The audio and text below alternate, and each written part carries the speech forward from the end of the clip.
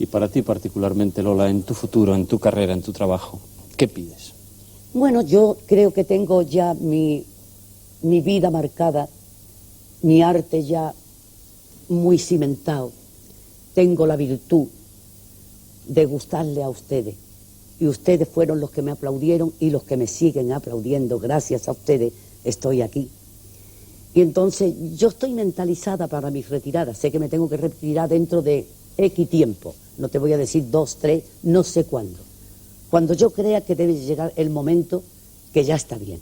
Antes de que el público se dé cuenta que yo puedo tener menos fuerza, o que yo estoy más fea, o que estoy mayor. Entonces estoy mentalizada para tener una retirada a tiempo, y ese es mi futuro, trabajar los años que Dios quiera, y cuando yo crea conveniente decir, hasta aquí llegué, señores, y me llevaré en mi corazón siempre ese favor que he tenido del público, del pueblo, porque yo soy Lola del pueblo. Creo que no hay frase mejor para cerrar este retrato en vivo, con esa forma de ver la vida y de hacerla sentir a los demás que tiene nuestra peculiar artista, seguramente la más singular de todas, Lola Flores.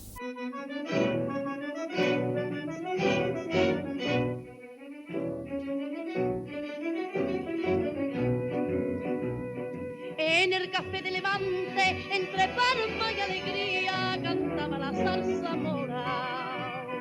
Se lo pusieron de mote porque dicen que tenía los ojos como una... Historias de la radio y de la televisión con Miguel de los Santos. Miguel, buenos días, bienvenido. Buenos días.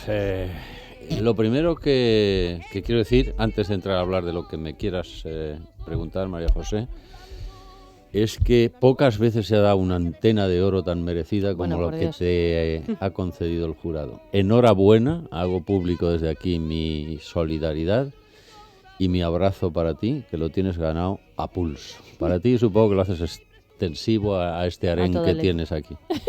A este harén al que se suma Luis Alonso con su baile y su boda.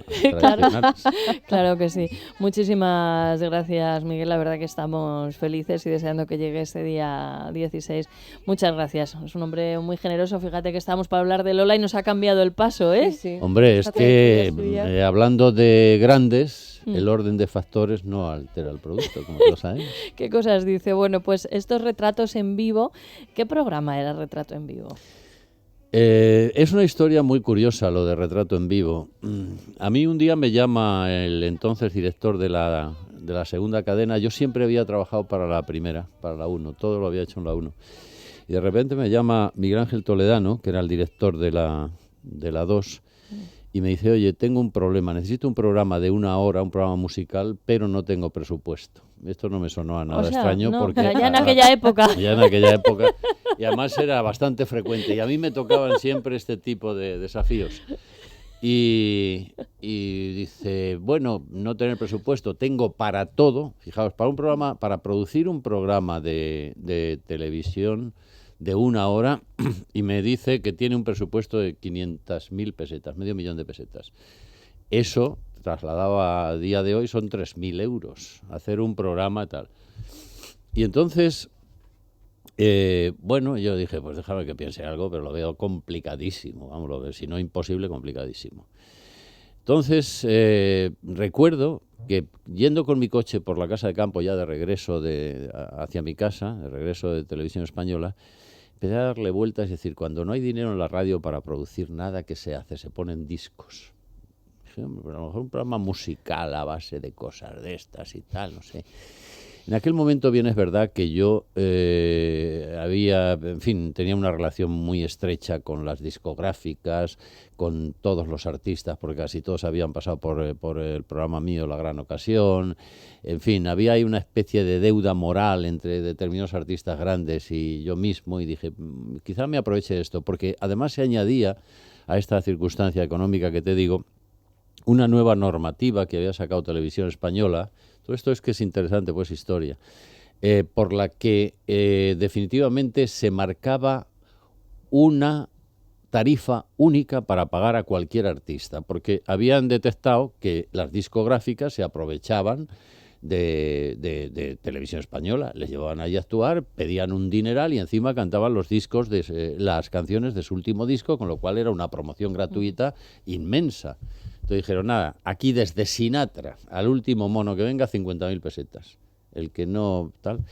Eso a mí me sirvió de mucho, porque dije, bueno, si tengo marcado por la casa la tarifa, puedo tal. Y empecé a pensar ya en una idea y dije, ¿por qué no vamos haciendo una antología de tanto artista importante como tenemos? Acababa de terminar la llamada década prodigiosa, donde estaban pues Rafael, Serrat, Lola, en fin.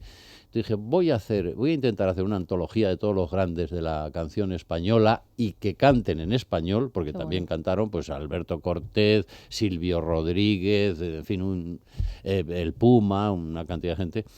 Y entonces dije, les haré una entrevista amplísima y para separar los distintos capítulos de su vida, una entrevista en la cual me cuenten su vida, la historia de su vida. Los capítulos los vamos a separar con los 5 éxitos más grandes de sus canciones, cantados es profeso para el programa, o sea, no tomados en playback, no, en directo. Y bueno, recuerdo que inicié la serie con María Hostiz, que acababa de ganar el Festival de la OTI. Un pueblo es. Sí. Y luego lo continué con Maciel, con quienes, en fin, con ambas tenía yo mucha relación y tal. Y dije, bueno, esto hay que subirlo de nivel. Y llamé a Lola. Y entonces Lola, recuerdo que me dice, bueno, ¿y cuáles son las condiciones? Y digo, bueno, pues las condiciones son 50.000 pesetas, que es lo que tengo de presupuesto para... Dice, hijo, con eso no me hago yo ni uno de los trajes que voy a estrenar en ese programa. Con eso no tengo ni para un traje. Digo, pero Lola, en fin, nuestra amistad, por tal. Se negó. Bueno, y entonces pues seguí grabando, el programa empezó a funcionar, empezó a tener audiencia. El primer síntoma que había entonces de audiencia de un programa de televisión era la entrada de spots de publicitarios, empezó a llenarse de publicidad en los cortes. Aquello cobró vuelo porque era la primera vez que se dedicaba una hora entera a un artista a contar su vida, su historia, a cantar sus canciones. Y un día recibo una llamada de parte de Lola. Y empiezan a tantearme, oye, ¿cómo tienes cubiertas las fechas y tal? Digo, pues si yo hablé con Lola y tal. Y me dice, no, bueno, mira, Lola quería. Digo, bueno, pues dile que cuando quiere que la llame y yo hablo con ella, porque yo tuve ya con ella una conversación. Y entonces recuerdo que me llama Lola y me dice, vamos a ver, hijo, vamos a ver. Yo podría hacer el programa y ya que no hay dinero, que me voy a tener yo que financiar los trajes para actuar, me lo vas a compensar de otra manera. A ver, cuéntame. Tienes que dedicarle un programa a mi hermana Carmen. Fíjate. Y otro a mi hija Lolita. Fíjate. Entonces yo, bueno, pensando en la perspectiva de que era un programa que se iba consolidando, que iba a durar, dije, yo voy a hacer un montón. Yo pensaba en 60, 70 programas, luego fueron 100 el número redondo. Y le dije, venga, de acuerdo, lo que no te doy es fecha. Yo iré contrapeando los distintos artistas. Yo ya tenía la idea de meter uno grande y uno con menos fuerza, para ir haciéndolo así. Y ahí me lo aceptó. Y ahí grabamos el programa Retrato en Vivo, que sucedió una cosa muy curiosa. Como diría Mourinho, el inefable, resultó ser el programa top de los 100 Retrato en Vivo. Y tengo una historia que lo ratifica así. En aquella época, Televisión Española, yo no me enteré de ello, regaló la serie de los 100 programas a la televisión cubana, porque como siempre estaba en precario, no tenía tal. Entonces en Cuba dieron en prime time de la noche de los sábados Retrato en Vivo. Para la televisión de Cuba de aquellos años, aquello fue una revolución. Ver a Julio Iglesias, a Serrat, a Lola en esa clave de confianza, de contar su historia, su vida, sus canciones, tuvo tal éxito que cuando terminaron los 100 programas empezaron otra vez por el primero y lo volvieron a dar otra vez. O sea, estuvieron un montón de tiempo. Además, Miguel, bueno, mi familia, sabes que hay una parte importante que viene de Cuba y mi madre, y en la familia, pues Lola actuó mucho, en la buena época de Cuba, actuó mucho en Cuba, o sea que era un personaje muy conocido y muy querido, y claro... Checa, no lo sabía, pero ¿qué me dice? Pero María José, ese cuerpo te debía haber delatado. Pero... Mi hijito, la sobrosura que tengo viene de por allá. Y entonces es verdad que decía, hombre, a ver, para la parte de la rama de mi familia materna y paterna, que son más serios que yo soy a lo mejor, sabes, un icono de estos por ahí perdidos, pero es cierto que decía que era un poquito verde, ¿no? Cuando actuaba en Cuba, porque ella cantaba unos chistes un poco subidos de tono, pero es cierto que Lola era un personaje muy querido allí. Tremendo, y les llamó mucho la atención, tanto que yo Pero termino la, Sí. la historia porque tiene su gracia. Entonces yo, que había ido ya más de una ocasión a Cuba a rodar documentales de la serie Con otro acento en años anteriores y tal, y tenía buena relación, estuve unos años sin ir. Pero de repente, años después, fui a grabar unos documentales de una serie que se llamó Viento, Madera y Barro, que era una serie de otras características, más folclóricas, más tal. Y me acuerdo que llego a la aduana, nada más en el aeropuerto, y veo que la gente, los milicos que había allí, todos uniformados y con los pistolones, empiezan a señalarme y tal. Y yo dije, ay, Dios mío, porque entonces había que presentar el pasaporte y además me pidieron el carnet profesional porque me dijeron a qué iba a rodar y tal. Vieron que era periodista y la que se va a liar. Y de repente se volvió el que me iba a sellar el pasaporte, empezó a llamar a otros militares, salieron, yo aterrado diciendo se acabó el rodaje, me quedo aquí, etcétera, etcétera. Y de repente era todo, chicos, es el de Retrato en Vivo.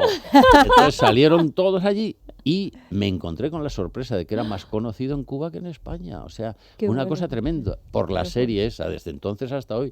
Tú llegas allí y el que no se acuerde el nombre le dices el de Retrato en Vivo y me conoces desde Fidel, si es que le queda memoria, hasta... Bueno, lo que le queda hasta- vida, pero bueno, a ver si se le acaba pronto. Bueno, ¿Algún personaje en concreto con el que te hayas quedado, un poco alguna anécdota divertida, algo que te haya dejado marcado de aquel serial de 100? de aquella serie, hombre, lo de Lola fue muy interesante, pero lo más curioso, pasa es que es una historia un poco larga, a lo mejor te lo tendría que contar otro día, fue que esa serie, hombre, yo recuerdo una cosa muy curiosa, Carlos Cano. Ujú. ¿Recordáis a Carlos Pues Cano? perfectamente. Persona entrañable y maravillosa.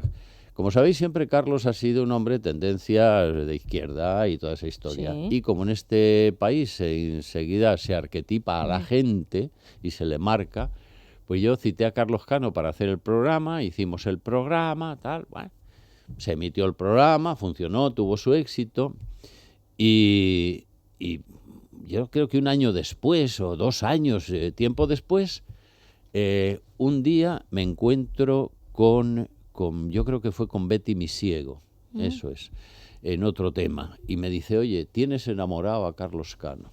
Y digo, ¿cómo? ¿Qué me dices? Dice, bueno, en el buen sentido, le tienes catequizado de por vida, porque no te conocía y tal, y dice... Me lleva una sorpresa con este hombre, dice, porque a mí este tío que siempre me había parecido un facha y es un tío de lo más abierto, o sea que tenía de mí una imagen de que yo era un facha, Pues no sé qué. un poquito Dice, equivocada. y es un tío tal, y por eso te digo lo de los arquetipos. Esa es una anécdota, pero bueno, de esa serie te podría contar, yo qué sé, con los sabandeños, con, en fin, infinidad de cosas. Y una con Julio, que como es larga, con Julio Iglesias, como es larga os la contaré La otro día. buscaremos para otro Pues día. para el próximo ¿te parece? día. Porque es a cuenta de Retrato en Vivo, mi amistad con Julio, que empezó antes de que Julio hiciera sus primeros gorgoritos y hemos mantenido una amistad muy estrecha hasta hoy, pues se produjo la única desavenencia. Durante 3 años estuvimos sin hablarnos. Por culpa de él, lo digo aquí, él lo ha reconocido, porque él volvió a llamarme en cierta ocasión y demás, y restablecimos ya la armonía y la relación. Pero aquello fue una historia digna de contarla con detalle, porque además marca lo que es y ha sido siempre la personalidad de Julio en todos los aspectos, ¿no? En todos los aspectos, en el personal, en el sentimental, en el artístico sobre todo, y en la distorsionada imagen que en algunos sectores hay sobre Julio Iglesias. Muy bien. Lo Pues- recuperaremos para el próximo día, el mes Claro que que viene. sí. Primer martes Buscar algo de Julio de por ahí, diciembre.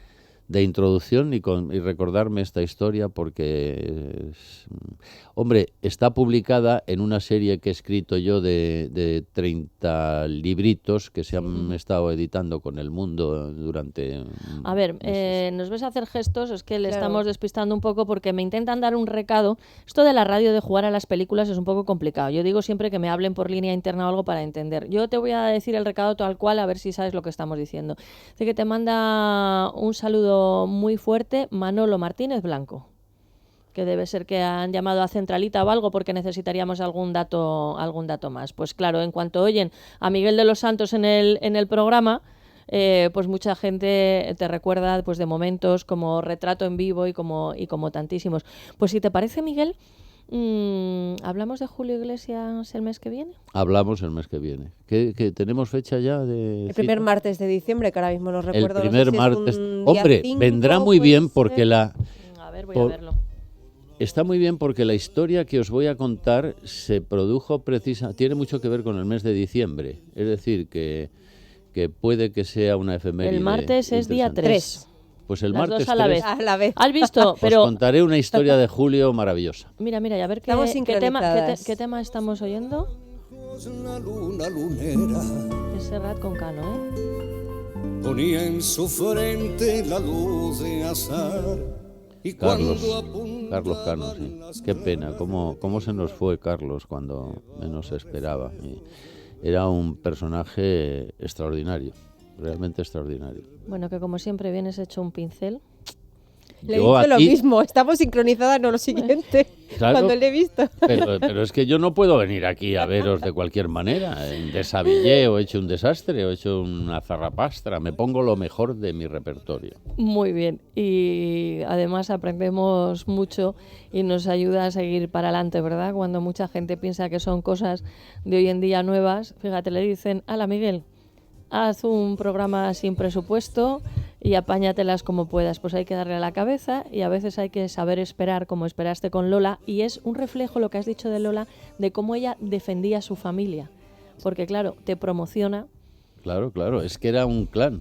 Y esta sí es muy cortita y os la cuento, que es muy divertida. Se conservan en los archivos de contratación de Televisión Española, porque alguien me lo dijo hace pocos años, un contrato insólito. Cuando llevé a actuar, a hacer retrato en vivo a Alberto Cortés Me encanta Alberto. y se le puso delante el contrato con las 50.000 consabidas pesetas, dijo, no, yo esto no lo firmo. Modificar la cifra y poner el contrato por 1 peseta. Y actuó, hizo retrato en vivo por 1 peseta. Qué buen tipo, qué cosas. Miguel, un abrazo. Un abrazo para todas. La primera tú, que eres la jefa Bien. del Y algún grupo. saludito a Luisito, ¿verdad? Hombre, y a Luis un abrazo muy estrecho, un abrazo de hermano, como dice la canción. Muy bien. de los abuelos.